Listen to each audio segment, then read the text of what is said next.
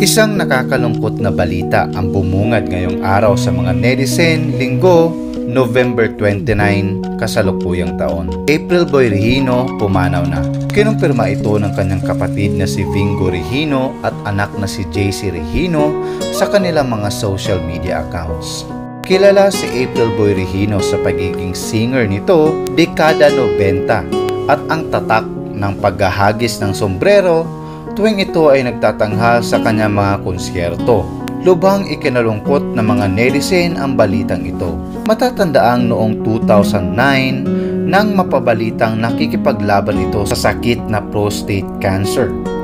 Sumunod naman noong 2015 ay na-diagnose naman ito na may diabetes kung saan unti-unting nawawala ang kanyang paningin. Maraming kanta na April Boy Regino ang talaga namang kinagigiliwan ng mga netizen, kabilang na nga dito ang Di Ko Kayang Tanggapin na sikat noon, Yeye Vonel at Di Na Ko Iibig Pang Muli at marami pang iba.